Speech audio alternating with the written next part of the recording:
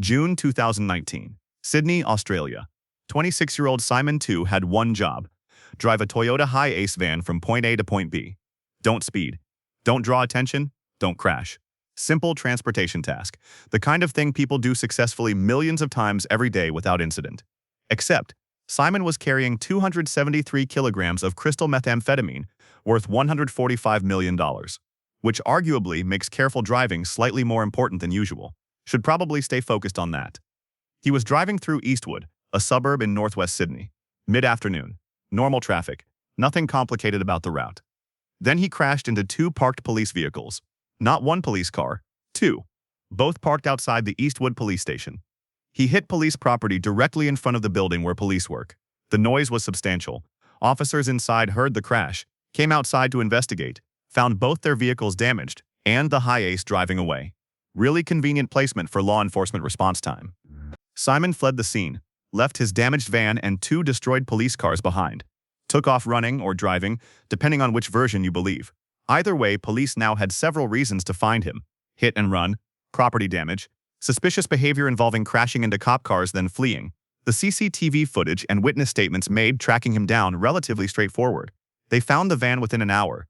Not exactly a sophisticated escape when you leave a trail of damaged police vehicles pointing directly at you. When police stopped him, Simon was nervous, shaking, twitchy, displaying all the signs of someone who definitely wasn't having a relaxing afternoon drive. His explanation for the crash was microsleep.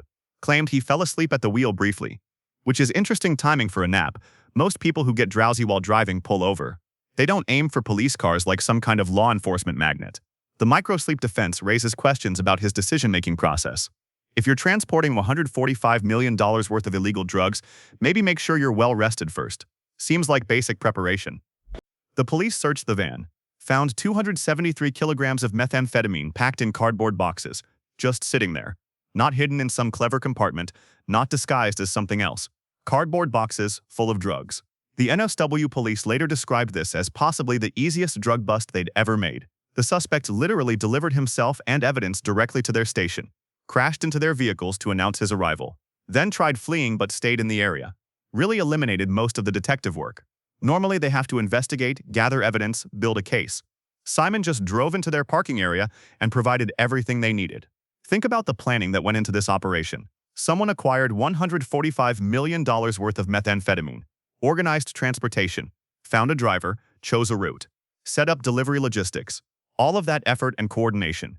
Then Simon crashed into two police cars outside a police station. One vehicle would be unfortunate. Two vehicles suggests a commitment to the collision. Like he wasn't satisfied with the first impact and decided to improve on it. Really went all in on that mistake. His lawyer had thoughts about this during the trial. Called Simon negligent and shambolic. That's his own defense attorney. The person paid to present him in the best possible light. Described him as negligent and shambolic.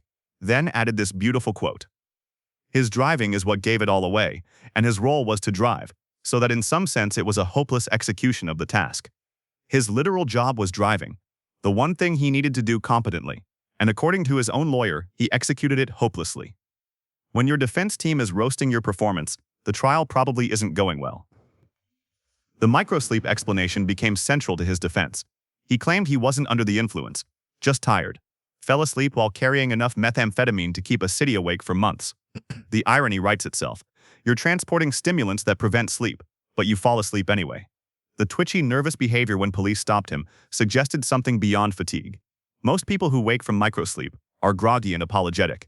Different energy entirely. Also, microsleep doesn't usually target police vehicles with such precision. That requires unconscious accuracy that seems suspicious. The investigation revealed the scale. 273 kilograms is substantial, industrial-scale trafficking, worth $145 million. Someone trusted Simon with that responsibility. His qualification was apparently being able to drive a van, which turned out to be optimistic. The people who hired him probably had regrets, though don't crash into police cars shouldn't need to be in job requirements. Seems implied. The crash happened in broad daylight, mid-afternoon. Good visibility, no weather issues, no mechanical failure. Just Simon and his driving skills. He had one task: transport valuable cargo safely, stay inconspicuous. Instead, he crashed into police vehicles at their workplace, like walking into a bank to rob it but tripping over the security guard. Technically, you're in the right location, just not as planned. The NSW police probably told this story at every training session. Here's what happens when criminals make our jobs easy. They didn't need informants, wiretaps, or surveillance. Just heard a crash, walked outside, saw damaged cars, chased the van. Investigation complete before it started. Evidence literally delivered to their doorstep. Other members of the operation must have been disappointed. They did their parts correctly. Acquired product, arranged transportation, coordinated timing. Then Simon crashed into police at the police station. It's like every decision optimized for getting caught. Drive to police building, damage their property, flee briefly, get caught with evidence. Textbook terrible execution.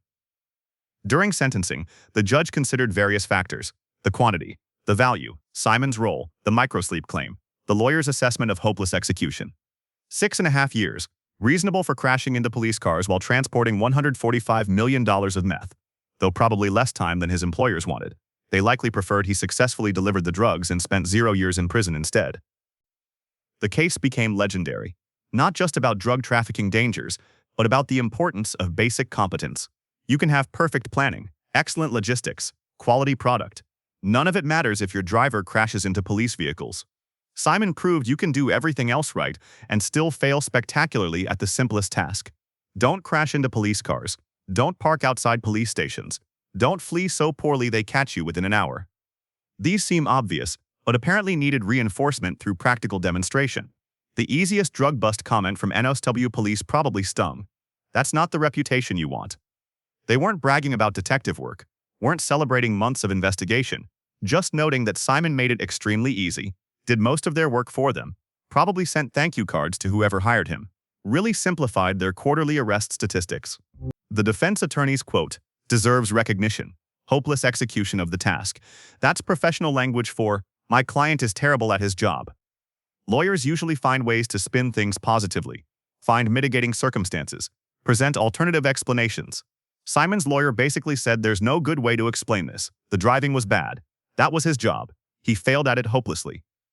Can't really argue with that assessment when your client crashed into 2 police cars outside a police station while carrying $145 million of drugs. Think about Simon's perspective that day. Woke up, got the van, loaded the cargo, probably thought it would be routine, just a drive, easy money. Then crashed into police property and got arrested within an hour. Speed ran the entire criminal-to-convict pipeline. Most cases take months to build. Simon's was complete before lunch. The cardboard boxes are another detail worth examining. 273 kilograms of drugs packed in normal shipping boxes. No attempt at concealment beyond keeping them in containers. When police opened the van, they didn't need to search, didn't need to dismantle anything. Just saw boxes, opened boxes, found drugs. Like Amazon delivery, but illegal and unsuccessful. Prime shipping directly to police custody. Australia's drug trafficking laws are strict. 273 kilograms triggers serious penalties. The $145 million valuation demonstrates the scale. 6.5 years actually seems light considering the quantity. Maybe the judge considered the spectacularly poor execution as a mitigating factor. He's clearly not good at this, so maybe prison time will encourage a career change. Or maybe they factored in the entertainment value of the case.